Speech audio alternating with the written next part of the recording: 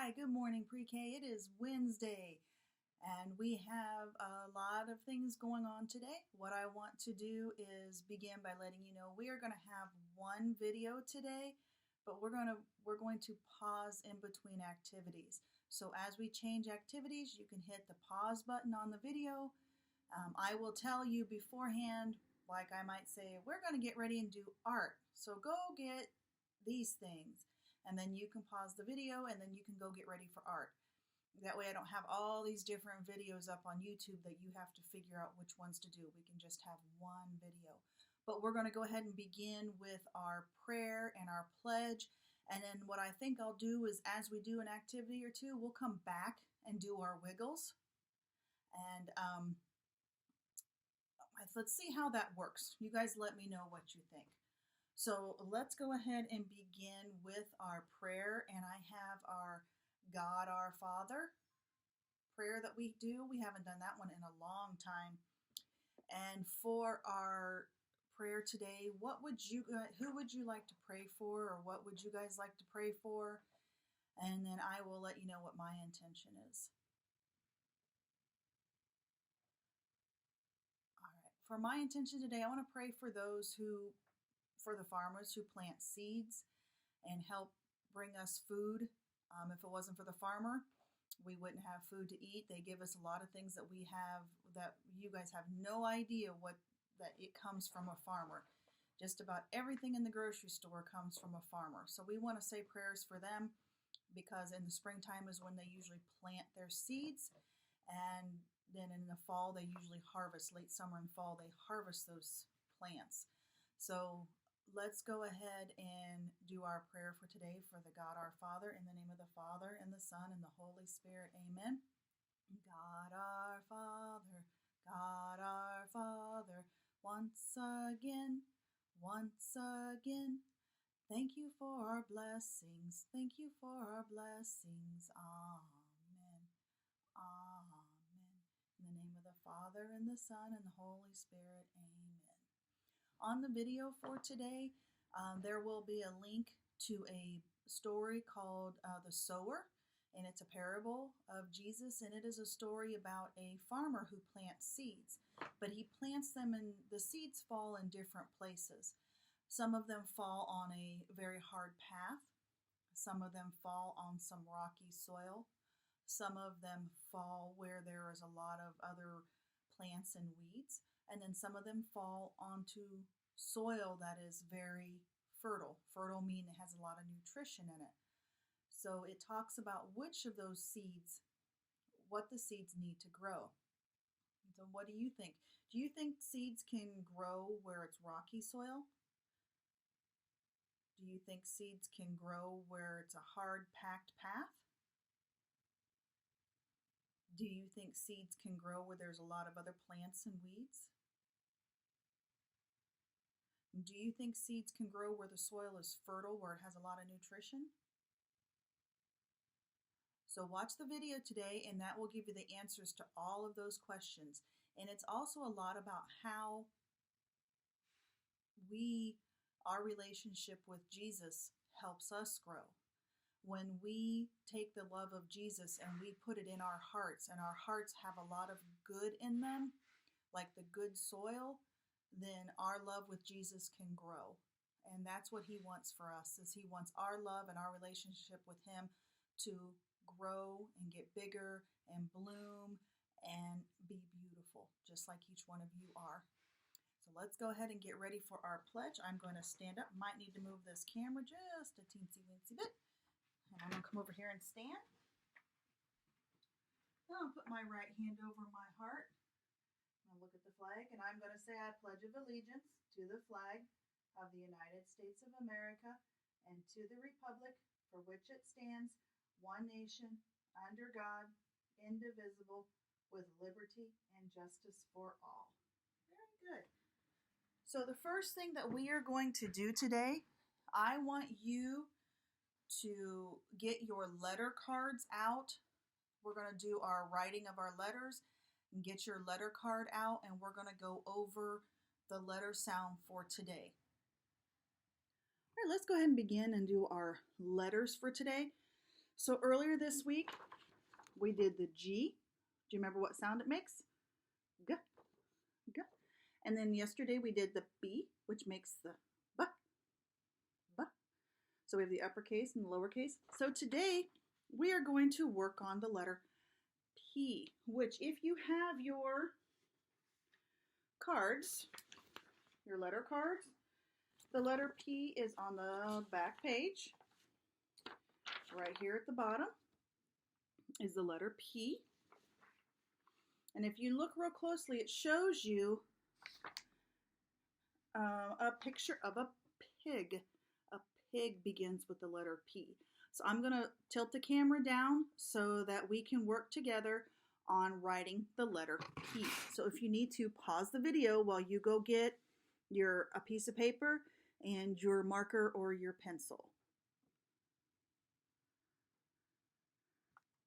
So to write the letter P, you're going to start at the top and you're going to make a line straight down. Then you're going to lift your pencil. You're going to come back to the top and you're going to make a curved line around. And that is the letter P. So you start at the top and you make a straight line down.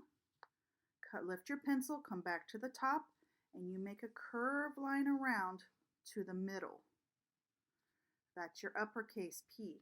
Your lowercase P, you start at underneath here, you start halfway down, and you are going to make, start at the top, and you're going to make a circle, just like this, like an O. Then you're going to start at the top, and you're going to draw a line down. Okay? So you make a circle, lift your pencil, go off to the side of the circle, and then make a line straight down. This is your uppercase P. This is your lowercase p. Now the sound that P makes, like pig, pig. So today go around your house and see what you can find that starts with that P sound. I looked at my house and I found some popcorn. So we have some popcorn kernels, and they are seed. Now they can pop and make food, but you can also plant popcorn and grow it. I did one time when I was little. My dad did it. It was really kind of cool to plant popcorn. The other thing that I found is a spice in my kitchen, and it is called paprika. And I like to put paprika on top of my garlic bread. So you take a look around your house, see what starts with the letter P or what makes the P sound, and let me know what it was. We're going to go ahead and move on, and we will get ready to do our math for the day. So for math today, let me change that. We are going to do art. We need to do our art first. So we're going to go ahead and get ready for art. Go get your sunflower that you worked on yesterday, and in your packet, you should have a bag of black seeds. So I need you to go get your bag of black seeds, your glue stick or glue, and your sunflower that you were working on yesterday. Let's go ahead and get ready and do some art. I'm going to tilt the camera down so you can see what I'm doing. And I began a little bit to kind of give you an idea of what we were going to be working on today. So I worked on, yesterday you glued your triangles. You should have cut your triangles, traced and cut your triangles out, and then glued them on to the edge of your sunflower. Now today, this bag of seeds that you have, you are going to take those seeds and you're going to glue them onto your sunflower. I've already started. And do you see how the middle of the plate, I want you to try and keep the seeds in the middle of the plate. Now you can use this type of a glue stick and put it on there. I want you to work very hard and be patient, because what I want you to do is try and only put one seed down at a time, because you got to kind of press it into the glue. If you don't press it into the glue, it's not going to stick. If you find that your glue stick is not working so well, you may, and you have some liquid glue at home, you might want to go ahead and try and put some liquid glue down. Remember, we don't need to make a puddle. We're making a drop. So you want to do a dot, dot, not a lot. So we do a dot, dot, dot, dot. So you can start with that, and then take your seed and press it in there. Notice what fingers we're using. We're using those fingers. We're building up those muscles so that when we go to kindergarten next year, or you guys go to kindergarten, you will be able to hold your pencils and your fingers will be really, really strong. See, I have a lot of glue here, so I'm just going to put my seed next to that one and use up some of that glue. I might even take some glue from one of these and just put it over here.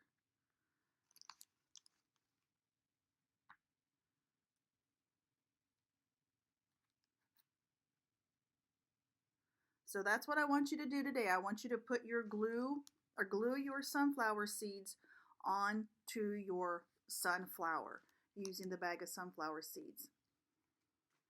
Next, we're going to get ready and do some math. And before you can do your math, you have to finish your sunflower seeds. So pause the video and finish your flower, and then come back and we'll do the math together, because our math today is to count these sunflower seeds, and we'll do our calendar, which is our pattern. So I will see you in a minute. Let's pause for a minute and let's get our wiggles out. We've been sitting working hard. I think we'll stretch a little bit before we start that math. That was a long time gluing those seeds on. So can you get your hands ready for me? We say, I can hop, hop, hop like a bunny and run, run, run like a dog. I can walk, walk, walk like an elephant and jump, jump, jump like a frog. I can swim, swim, swim like a fish. I can fly, fly, fly like a bird. I can sit right down, cross my legs, and not say a single word. All right, let's go ahead and get ready for some math. Takes a while to glue all those seeds on there, doesn't it? It took me a while, especially just using these fingers. So for our math today, what I want you guys to do is I'm going to bend this down because mine are not quite glued yet. What I want you to do for math, I want you to count how many sunflower seeds you glued onto your paper. So I'm going to count mine, and if you want to count with me, you can, or if you want to try and count your own in just a minute. But let's see how many seeds Miss Angie put on her sunflower. I'm going to start at the top. 1, 2, 3, 4, 5, 6, 7, 8, 9, 10, 11, 12, 13, 14, 15, 16, 17, 18, 19, 20, 21, 22, 23, 24, 25, 26, 27, 28, 29, 30, 31, 32, 33, 34, 35, 36, 37, 38, 39, 40, 41, 42, 43, 44, 45, 46. Ooh, that's hard. I'm not sure if I got them all. But I'm going to say I put about 46 seeds on my sunflower today. I may not have counted them all, but I counted up to 46. So count as high as you can on your seeds, or if you put them in a certain order, maybe you put them in a line or something. I don't know. I didn't. I just put mine on there. My seed's coming off. So you guys count the seeds that are on your sunflower and write it down in your journal. See how many seeds you glued onto your sunflower today. So next we're going to do is calendar. Now I have a friend down by my calendar. I'm not sure if she's planning on staying or if she's planning on, she might move as we begin to do calendar here in just a second. So I'm going to move just this a little bit closer so you guys can see. You see who our friend is? That's Kit Kat. She's taking her nap. She's discovered that she likes napping under our calendar. So I'm going to turn this up so that you guys can see the calendar. I'm going to move over here, and we are going to do our Days of the Week song together. Here we go. Get your legs tapping. Days of the week. Days of the week. Days of the week. Days of the week. Days of the week. Ready? There's Sunday and there's Monday. There's Tuesday and there's Wednesday. There's Thursday and there's Friday. And then there's Saturday. Days of the week. Days of the week. Days of the week. Days of the week. Days of the week. So we talked about, so today is Wednesday. So yesterday was Tuesday. Tomorrow is Thursday. So we talked about past, present, and future. Past is something that has not happened, or past is something that has already happened. The present is something that's happening right now. The future is something that has not happened yet. It will be happening. So yesterday was Tuesday. Does that make Tuesday the past, the present, or the future? Did you say past? If you said past, you are correct. What about Wednesday? What about today? Is that the past, the present, or the future? It is the present. That's right. And why do we call it a present? Do you remember what we said yesterday? That we believe every day is a gift from God, and that's why we say it's a present. All right. And then tomorrow is Thursday. So does that make Thursday the past, the present, or the future? It is the future. That's right, because it has not happened yet. It will be happening tomorrow.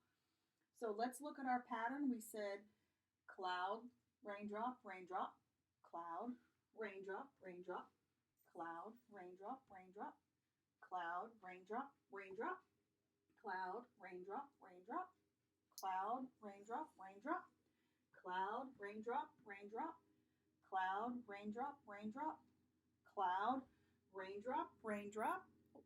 Sorry, Kitty. And then next we have cloud. So what comes after our cloud in our pattern? Did you say raindrop? You are correct. It is the raindrop. Let me reach my raindrop. And today is the 29th. So let's see if we can Kit Kat will let us put our 29 on our calendar here. So there we go. So now we have cloud, raindrop. What do you think tomorrow's going to be? And tomorrow's the last day of April. Can you believe it? It's crazy how fast the time is going. So today is Wednesday, April 29th. And we disturbed Kit Kats. Before we go today, I want to talk to you a little bit about pollinators. I mentioned yesterday what pollinators do. And pollinators are insects or sometimes animals that go from flower to flower, and they take the pollen, the nectar that is inside the pollen, and they drink it, or inside the flower, and they drink it. And then inside of the flower there is a dust called pollen.